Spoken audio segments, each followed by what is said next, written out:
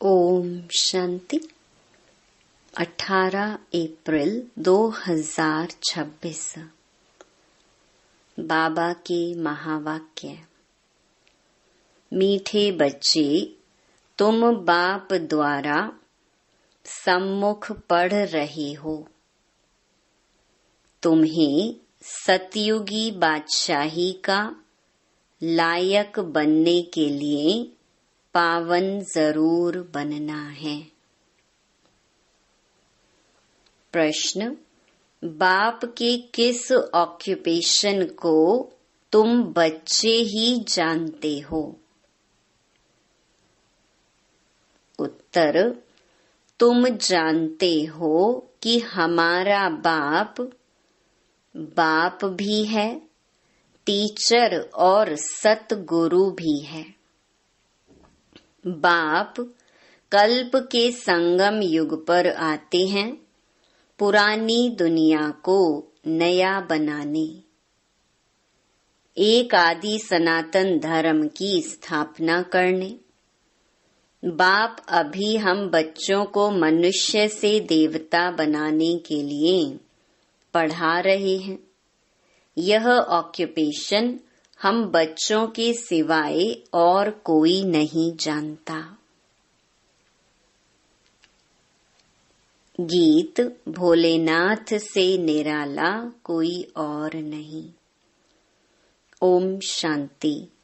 ओम शांति का अर्थ तो बच्चों को बार बार समझाया है। ओम माना मैं आत्मा हूँ और मेरा यह शरीर है। शरीर भी कह सकता है कि मेरी यह आत्मा है। जैसे शिव बाबा कहते हैं तुम मेरे हो, बच्चे कहते हैं बाबा आप हमारे हो, वैसे आत्मा भी कहती है मेरा शरीर। शरीर कहेगा मेरी आत्मा। अभी आत्मा जानती है मैं अविनाशी हूँ। आत्मा बिगर शरीर कुछ कर न सके। शरीर तो है, कहते हैं मेरी आत्मा को तकलीफ नहीं देना। मेरी आत्मा पाप आत्मा है व मेरी आत्मा पुण्य आत्मा है। तुम जानते हो मेरी आत्मा सतयुग में पुण्य आत्मा थी। आत्मा खुद भी कहेगी मैं सतयुग में सतो प्रधान अथवा सच्चा सोना थी। सोना है नहीं, यह एक मिसाल दिया जाता है। हमारी आत्मा पवित्र थी, गोल्डन एजेड थी। अभी तो कहते हैं इम्प्योर हूँ। दुनिया वाले यह नहीं जानते। तुमको तो श्रीमत मिलती है। तुम अब जानते हो हमारी आत्मा सतो प्रधान थी, अब तमो प्रधान बनी है। हर एक चीज ऐसे होती है, बाल युवा वृद्ध, हर चीज नई से पुरानी जरूर होती है। दुनिया भी पहले गोल्डन एजेड सतो प्रधान थी, फिर तमो प्रधान आयरन एजेड है। तब ही दुखी है। सतो प्रधान माना सुधरी हुई, तमो प्रधान माना बिगड़ी हुई। गीता में भी कहते हैं बिगड़ी को बनाने वाले। पुरानी दुनिया बिगड़ी हुई है क्योंकि रावण राज्य है और सभी पतित हैं। सतयुग में सब पावन थे।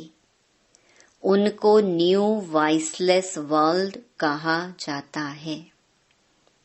यह है ओल्ड विशियस वर्ल्ड। अब कलयुग आयन एज है। ये सब बातें कोई स्कूल कॉलेज में नहीं पढ़ाई जाती हैं। भगवान आकर पढ़ाते हैं और राजयोग सिखाते हैं। गीता में लिखा हुआ है भगवानुवाच श्रीमद् भगवत गीता। श्रीमत माना श्रेष्ठ मत। श्रेष्ठ ते श्रेष्ठ, ऊंच ते ऊंच भगवान है। उनका नाम एक्यूरेट शिव है। रुद्र जयंती व रुद्र रात्रि कभी नहीं सुना होगा। शिवरात्रि कहते हैं। शिव तो निराकार है। अब निराकार की रात्रि व जयंती कैसे मनाई जाए? श्री कृष्ण की जयंती तो ठीक है, फलाने का बच्चा है, उनकी तिथि तारीख दिखाते हैं। शिव के लिए तो कोई जानते नहीं कि कब पैदा हुआ, यह तो जानना चाहिए ना। अब तुमको समझ मिली है कि श्री कृष्ण ने सतयुग आदि में कैसे जन्म लिया। तुम कहेंगे उनको तो 5000 वर्ष हुए। वह भी कहते हैं क्राइस्ट से 3000 वर्ष पहले भारत पैराडाइज था। इस्लामियों के आगे चंद्रवंशी, उनके आगे सूर्यवंशी थे। शास्त्रों में सतयुग को लाखों वर्ष दे दिए हैं। गीता है मुख्य। गीता से ही देवी देवता धर्म स्थापन हुआ। वह सतयुग त्रेता तक चला, अर्थात गीता शास्त्र से आदि सनातन देवी देवता धर्म की स्थापना परम पिता परमात्मा ने की। फिर तो आधा कल्प ना कोई शास्त्र हुआ, ना कोई धर्म स्थापक हुआ। बाप ने आकर ब्राह्मणों को देवता क्षत्रिय बनाया। गोया बाप 3 धर्म स्थापन करते हैं। यह है लीप धर्म। इनकी आयु थोड़ी रहती है, तो सर्व शास्त्रमयी शिरोमणि गीता भगवान ने गाई है। बाप पुनर्जन्म में नहीं आते हैं। जन्म है, परंतु बाप कहते हैं मैं गर्भ में नहीं आता हूँ, मेरी पालना नहीं होती। सतयुग में भी जो बच्चे होते हैं वह गर्भ महल में रहते हैं। रावण राज्य में गर्भ जेल में आना पड़ता है। पाप जेल में भोगे जाते हैं। गर्भ में अंजाम करते हैं। हम पाप नहीं करेंगे, परंतु यह है ही पाप आत्माओं की दुनिया। बाहर निकलने से फिर पाप करने लग पड़ते हैं। वहां की वहां रही। यहाँ भी बहुत प्रतिज्ञा करते हैं हम पाप नहीं करेंगे, 1-2 पर काम कटारी नहीं चलाएंगे, क्योंकि यह विकार आदि मध्य अंत दुख देता है। सतयुग में विष है नहीं, तो मनुष्य आदि मध्य अंत 21 जन्म दुख भोगते नहीं, क्योंकि राम राज्य है। उसकी स्थापना अब बाप फिर से कर रहे हैं। संगम पर ही स्थापना होगी ना। जो भी धर्म स्थापन करने आते हैं उनको कोई भी पाप नहीं करना है। आधा समय है पुण्य आत्मा, फिर आधा समय बाद पाप आत्मा बनते हैं।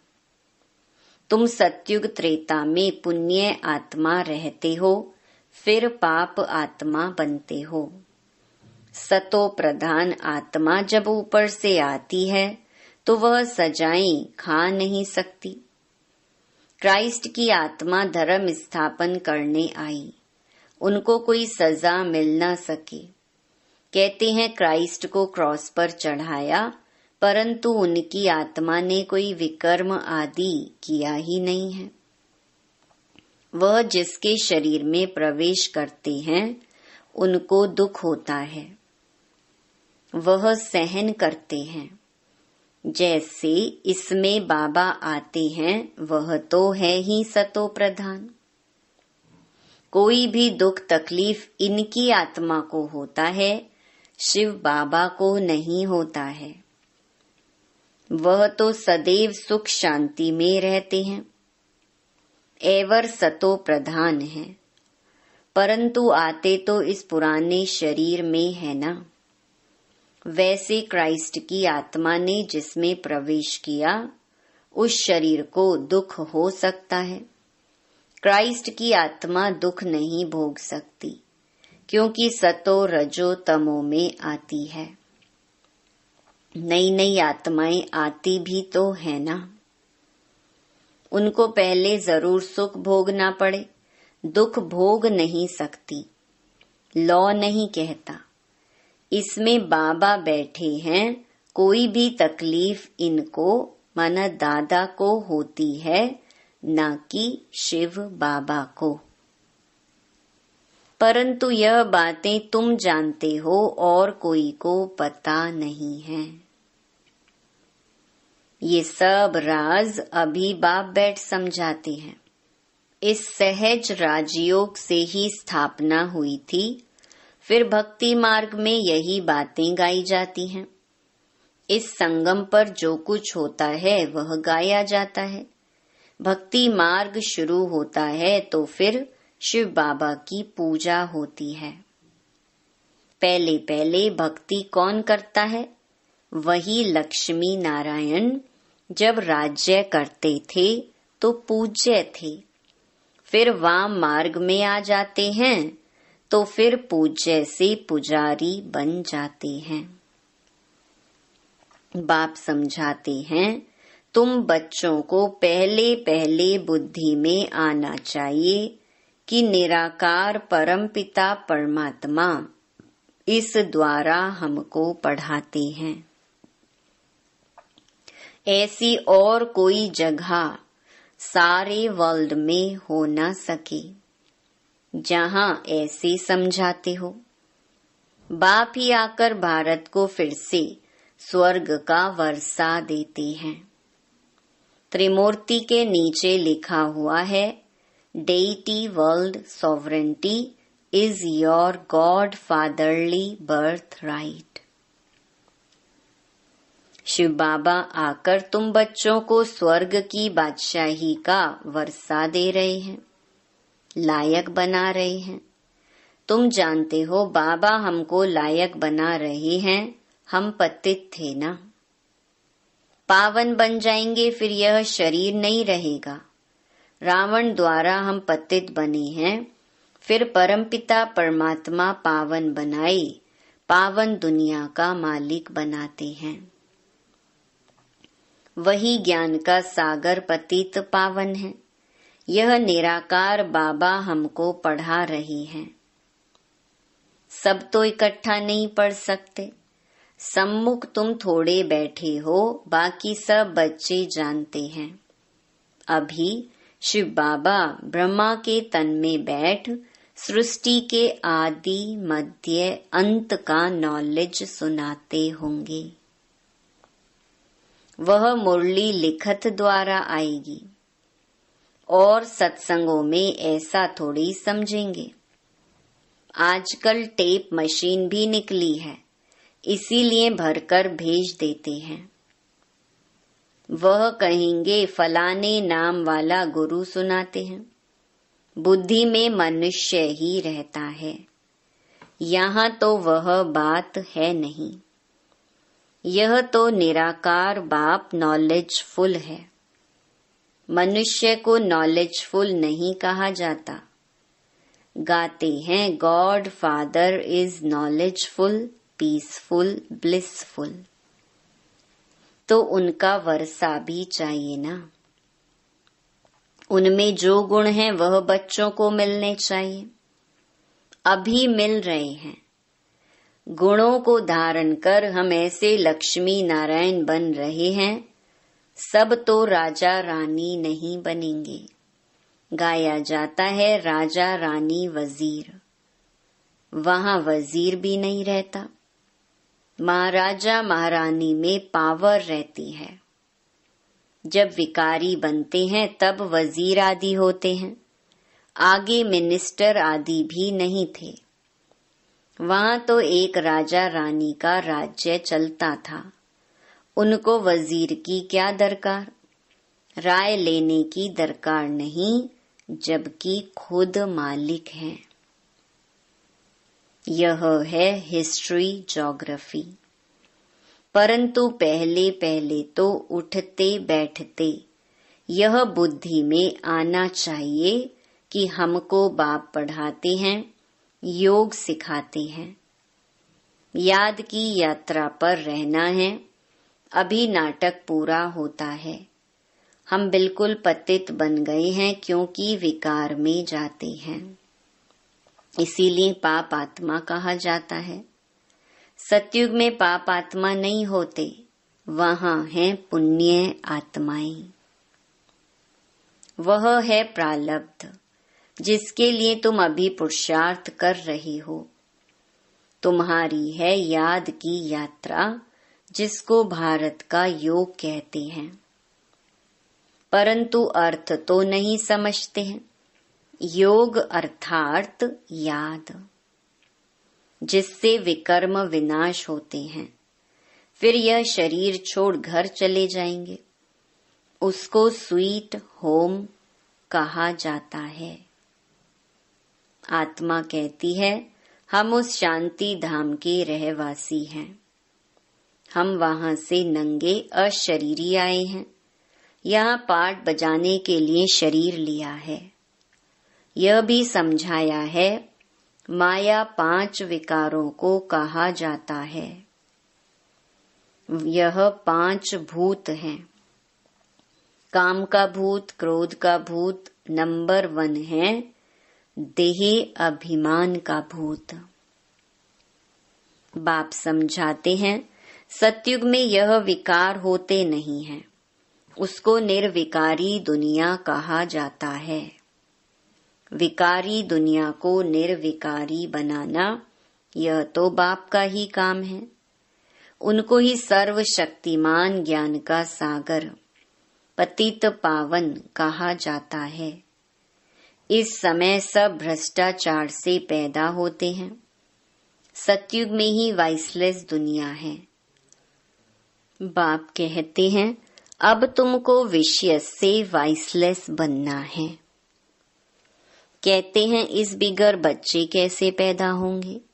बाप समझाते हैं अभी तुम्हारा यह अंतिम जन्म है, मृत्यु लोक ही खत्म होना है, फिर इसके बाद विकारी लोग होंगे नहीं। इसीलिए बाप से पवित्र बनने की प्रतिज्ञा करनी है। कहते हैं बाबा हम आपसे वर्षा अवश्य लेंगे। वह कसम उठाते हैं झूठा। गॉड जिसके लिए कसम उठाते हैं उसको तो जानते नहीं। वह कब कैसे आता है, उनका नाम रूप देश काल क्या है, कुछ भी नहीं जानते। बाप आकर अपना परिचय देते हैं। अभी तुमको परिचय मिल रहा है। दुनिया भर में कोई भी गॉड फादर को नहीं जानते। बुलाते भी हैं, पूजा भी करते हैं, परंतु ऑक्यूपेशन को नहीं जानते हैं। अभी तुम जानते हो परमपिता परमात्मा हमारा बाप टीचर सतगुरु है। यह बाप ने खुद परिचय दिया है कि मैं तुम्हारा बाप हूँ। मैंने इस शरीर में प्रवेश किया है। प्रजापिता ब्रह्मा द्वारा स्थापना होती है किसकी? ब्राह्मणों की। फिर तुम ब्राह्मण बनकर देवता बनते हो। मैं आकर तुमको शूद्र से ब्राह्मण बनाता हूँ। बाप कहते हैं मैं आता ही हूँ कल्प के संगम युग पर। कल्प 5000 वर्ष का है। यह सृष्टि चक्र तो फिरता रहता है। मैं आता हूँ पुरानी दुनिया को नया बनाने, पुराने धर्मों का विनाश कराने। फिर मैं आदि सनातन देवी देवता धर्म स्थापन करता हूँ। बच्चों को पढ़ाता हूँ। फिर तुम पढ़कर 21 जन्म के लिए मनुष्य से देवता बन जाते हो। देवताएं तो सूर्यवंशी, चंद्रवंशी, प्रजा सब हैं। बाकी पुरुषार्थ अनुसार ऊंच पद पाएंगे। अभी जो जितना पुरुषार्थ करेंगे वही कल्प कल्प चलेगा। समझते हैं कल्प कल्प ऐसा पुरुषार्थ करते हैं ऐसा ही पद जाकर पाएंगे। यह तुम बच्चों की बुद्धि में है कि हमको निराकार भगवान पढ़ाते हैं। उनको याद करने से ही विकर्म विनाश होंगे। बिगर याद किए विकर्म विनाश हो नहीं सकते। मनुष्यों को यह भी पता नहीं कि हम कितने जन्म लेते हैं। शास्त्रों में कोई ने गपोड़ा लगा दिया है 84 लाख जन्म। अभी तुम जानते हो 84 जन्म है। यह अंत का जन्म है, फिर हमको स्वर्ग में जाना है। पहले मूल वतन में जाकर फिर स्वर्ग में आएंगे। अच्छा मीठे मीठे सिकिलधे बच्चों प्रति मात पिता बाप दादा का याद प्यार और गुड मॉर्निंग। रूहानी बाप की रूहानी बच्चों को नमस्ते। धारणा के लिए मुख्य सार। पहला, बाप से जो पवित्र बनने की प्रतिज्ञा की है उस पर पक्का रहना है। काम क्रोध आदि भूतों पर विजय अवश्य प्राप्त करनी है। दूसरा, चलते फिरते हर कार्य करते पढ़ाने वाले बाप को याद रखना है। अब नाटक पूरा हो रहा है, इसीलिए इस अंतिम जन्म में पवित्र जरूर बनना है। वरदान, सर्व खजानों से भरपूर बन अपने चेहरे द्वारा सेवा करने वाले सच्चे सेवाधारी भव। जो बच्चे सर्व खजानों से सदा संपन्न व भरपूर रहते हैं, उनके नैनों व मस्तक द्वारा ईश्वरीय नशा दिखाई देता है। उनका चेहरा ही सेवा करता है। जिसके पास जास्ती अथवा कम जमा होता है तो वह भी उनके चेहरे से दिखाई देता है। जैसे कोई ऊंच कुल का होता है तो उनके चेहरे से वह झलक और फलक दिखाई देती है। ऐसे आपकी सूरत हर संकल्प हर कर्म को स्पष्ट करे, तब कहेंगे सच्चे सेवाधारी। स्लोगन, समय और संकल्प के खजाने की बचत कर जमा का खाता बढ़ाओ। ये अव्यक्त इशारे महान बनने के लिए मधुरता और नम्रता का गुण धारण करो। जब एक दो को मीठा खिलाते हो, उसमें मुख थोड़े समय के लिए मीठा होता है, लेकिन स्वयं ही मीठा बन जाओ। मुख में सदा ही मधुर बोल रहें। जैसे मीठा खाने और खिलाने से खुश होते हो, ऐसे मधुर बोल स्वयं को भी खुश करते, दूसरे को भी खुश कर देते। इससे सदा सर्व का मुख मीठा करते रहो। सदा मीठी दृष्टि, मीठे बोल, मीठे कर्म हो। अच्छा, ओम शांति।